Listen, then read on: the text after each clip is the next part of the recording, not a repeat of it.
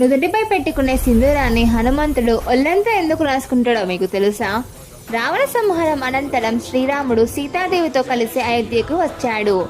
ఒకరోజు సీతమ్మ భర్త క్షేమం కోసం నుదుటిపై సింధూరం పెట్టుకుంటుండగా హనుమంతుడు అది గమనించి ఆశ్చర్యంగా కారణం అడిగాడు. సీతాదేవి ఈ సింధూరం భర్త ఆయుష్ను ఆరోగ్యాన్ని పెంచుతుందని చెప్పింది. పార్వతీదేవి కూడా శివుని కోసం ఇదే ధరిస్తుందని చెప్పింది. ఈ మాటలు విన్న హనుమంతుని హృదయం ప్రేమతో నిండిపోయింది. ఒక చిన్న బొట్టు రామునికింత మేలు చేస్తే నా శరీరం అంతా పూస్తే ఇంకా ఎక్కువ మేలు కలుగుతుందని భావించి వెంటనే తన ఒళ్ళంతా సింధూరంతో కప్పుకున్నాడు. అలా రాముని దగ్గరకు వెళ్ళి తన నిస్వార్థ భక్తిని ప్రదర్శించాడు. హనుమంతుని ఈ అపారమైన ప్రేమను చూసి శ్రీరాముడు ఎంతో ఆనందించి అతన్ని ఆలింగనం చేశాడు. అందుకే నేటికి భక్తులు సింధూరంతో అలంకరించిన హనుమంతుని శ్రద్ధతో పూజిస్తారు. హనుమంతుడు అంటే మీకు ఇష్టమైతే కామెంట్ బాక్స్లో జై హనుమాన్ అని రాయండి. అలాగే మా ఛానల్ని సబ్స్క్రైబ్ చేసుకోండి.